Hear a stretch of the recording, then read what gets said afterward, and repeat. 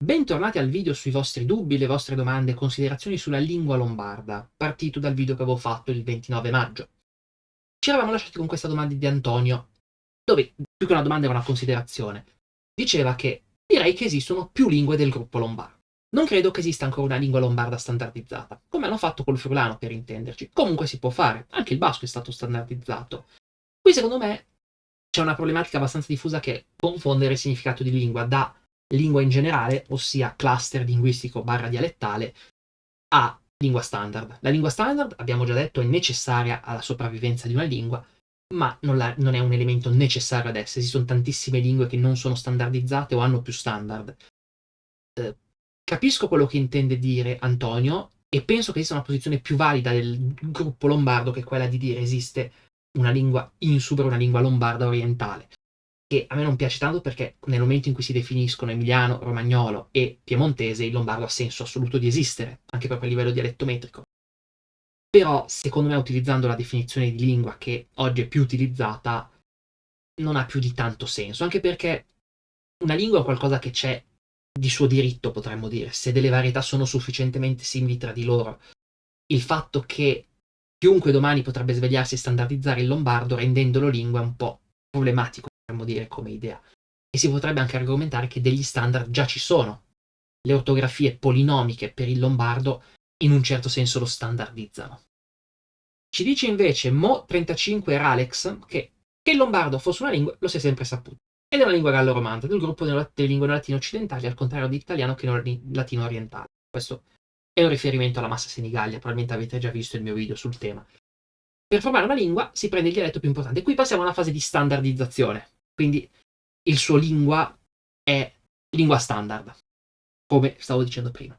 Si prende il dialetto più importante e su questo si costruisce la lingua. Attenzione già qui, perché questo è quello che si faceva fino a un 100 e qualcosa anni fa, quando erano le persone di cultura a fare la lingua. E quindi si prendeva la varietà più pregiata o quelle più pregiate.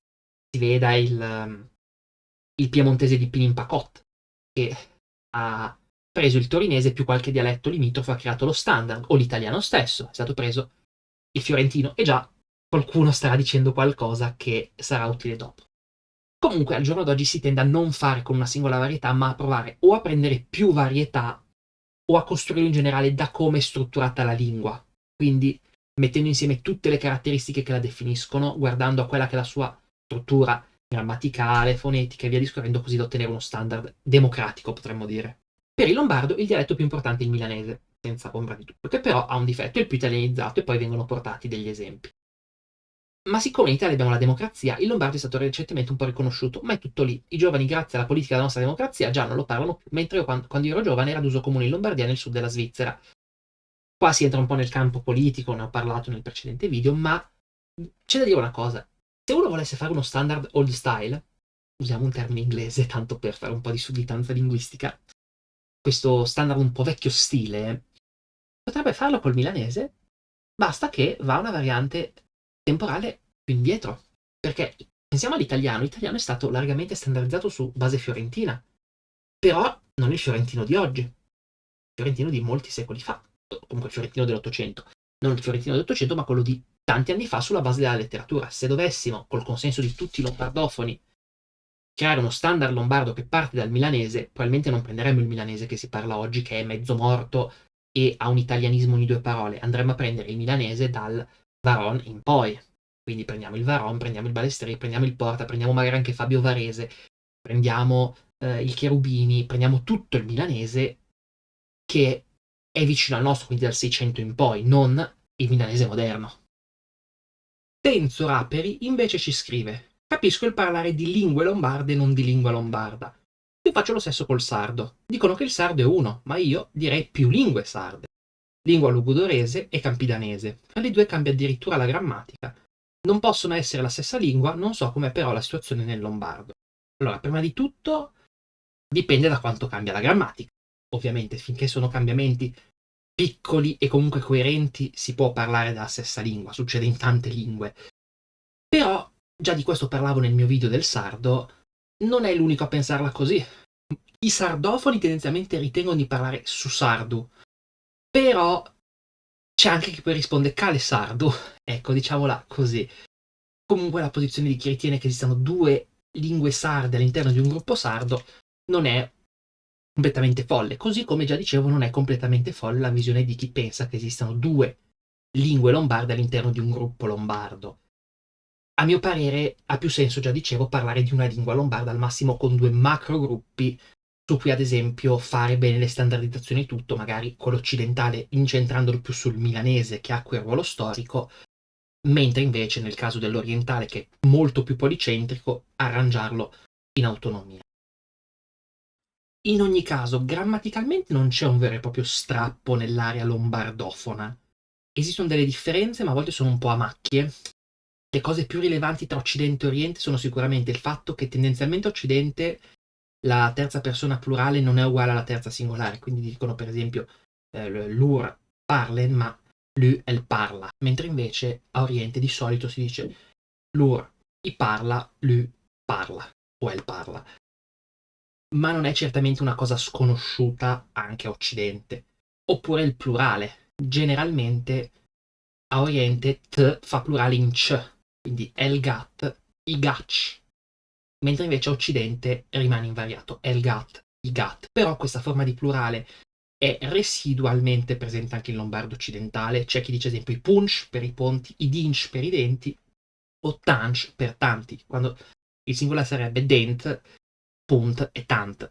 Ed è un qualcosa di diffuso comunque in varie aree cisalpine, ad esempio è ricordato anche in ladino e in friulano. Quindi a mio parere è meglio parlare di una lingua lombarda magari divisa in due macro gruppi.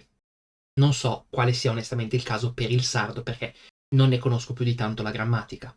Abbiamo poi il commento di Io sono l'oblio, commentatore abituale, un saluto, che dice concordo sul fatto che uno standard ha tra i suoi pro la tutela della lingua. Esatto.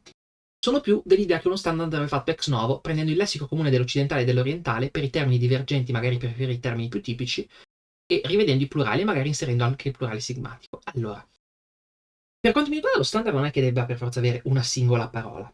Lo standard è la lingua intera. Quindi, per esempio, campanile, abbiamo fondamentalmente tre termini nell'area lombarda. Campanin, che è tra virgolette più rustico, campanil, che è più italianizzato, e ciuchei, che si usa più nelle bande alpine. E sono secondo me tutti e tre validi. Non penso si debba per forza decidere una parola da utilizzare ufficialmente.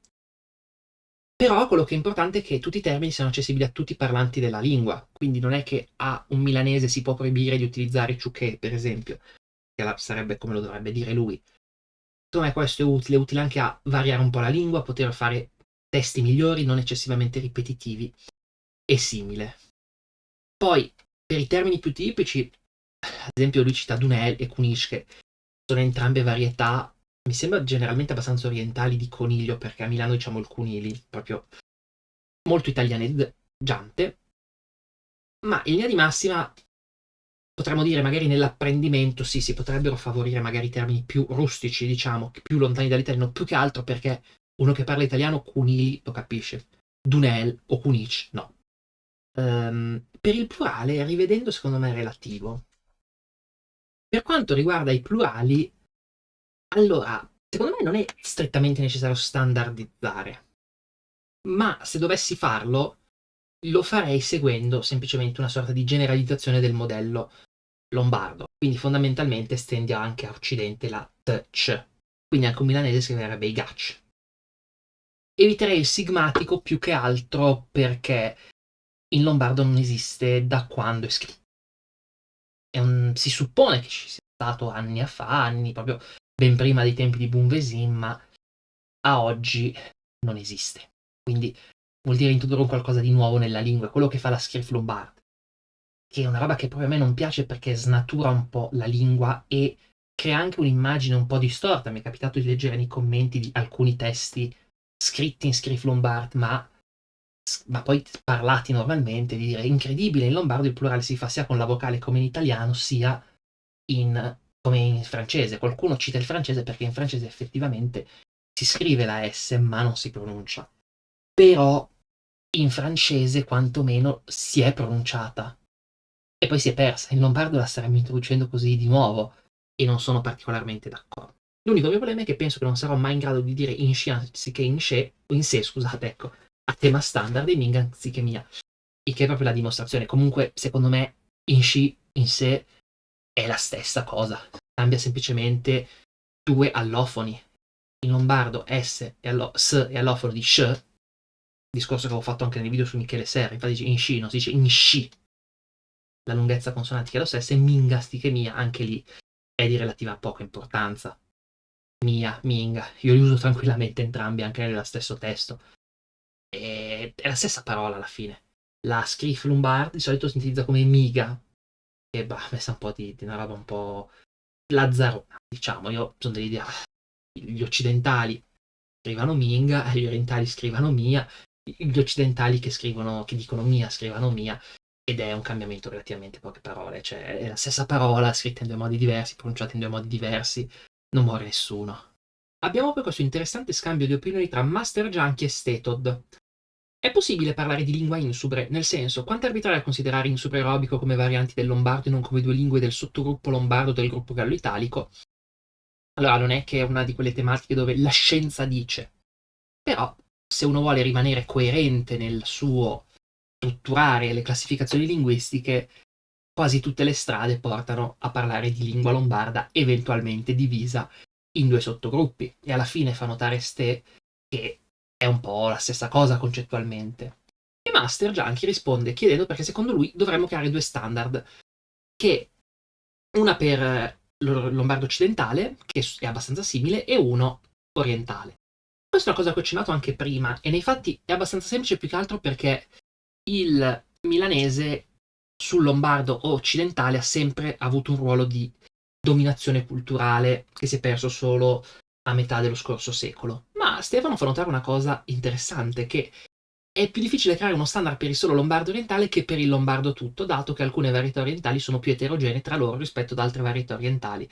E fa vedere come ad esempio il mantovano, che effettivamente è vero e risponde anche un po' alla tematica del mantovano portata qualche minuto fa e nello scorso video anche.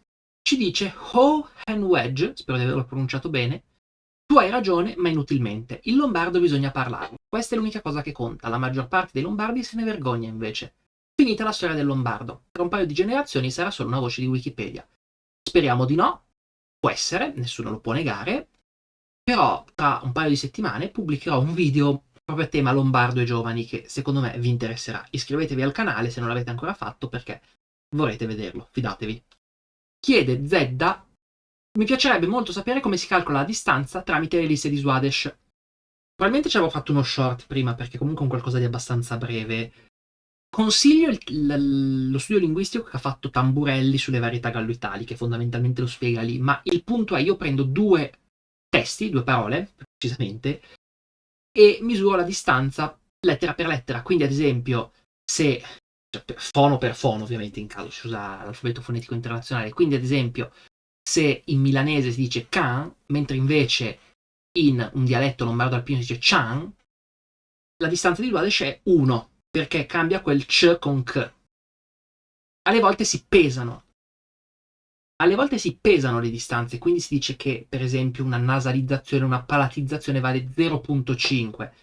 Nell'esperimento che avevo fatto io non ho misurato nulla in questo modo, ho fatto qualsiasi differenza 1.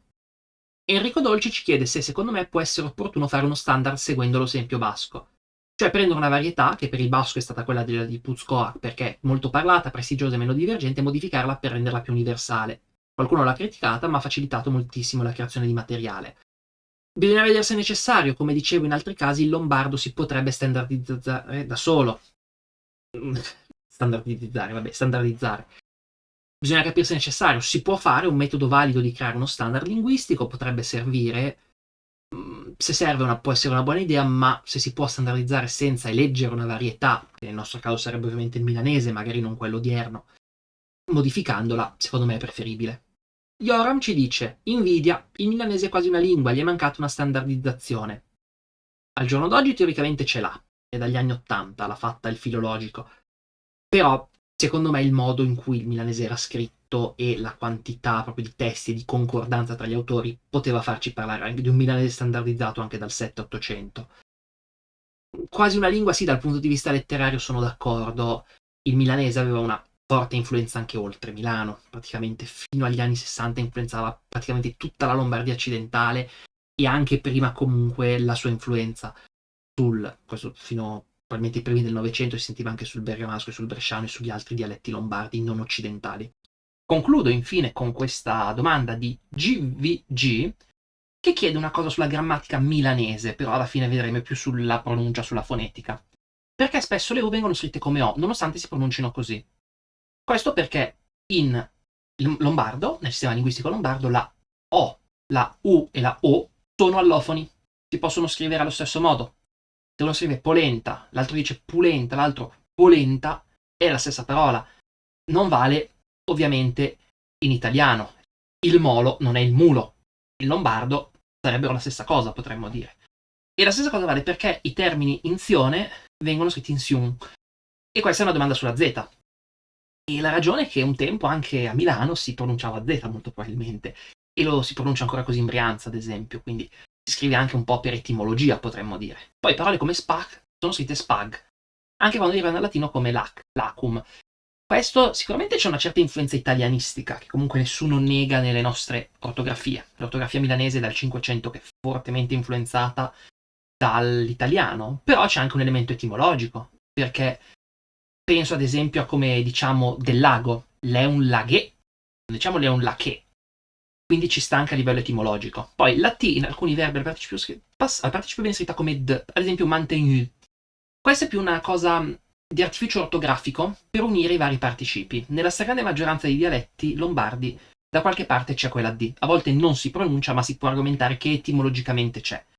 Quindi, dato che è necessario avere un unico participio di media, poi ci sono eccezioni perché ci sono zone in cui, ad esempio, mantenu si direbbe manteni, quindi si scrive mantenid, è necessario comunque avere un unico modo di scrivere il participio, non si può che uno scrive mantenit, l'altro scrive mantenid, l'altro scrive manteni e via discorrendo, si sceglie la D un po' per query.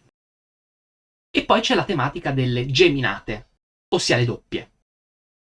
In lombardo praticamente non esistono, ne parleremo poi meglio in un altro video, però vengono scritte alcune doppie. La ragione è tendenzialmente o etimologica, che è un fenomeno che si vedeva praticamente in tutta la storia del milanese sino ad oggi, ma anche nel lombardo orientale, basta leggere ad esempio le poesie di Pietro Ruggeri, ma le ragioni sono anche altre oltre all'etimologico, che secondo me è un po' superfluo. Alle volte serve per marcare dove è un accento, pensate al classico milanese sperem, si scrive in milanese classico con due M, perché quella doppia marca dove è l'accento.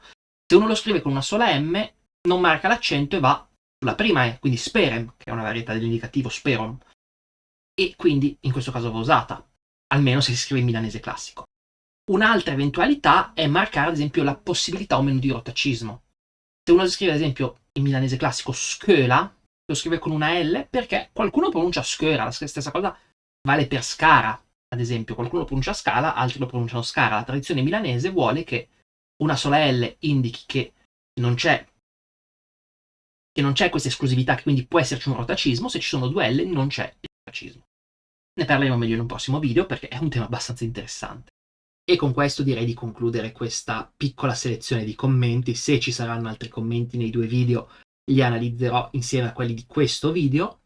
E vi invito ancora a iscrivervi, a mettere mi piace e a condividere il video. Se volete supportarmi, in descrizione ci sono dei modi per farlo e buona continuazione.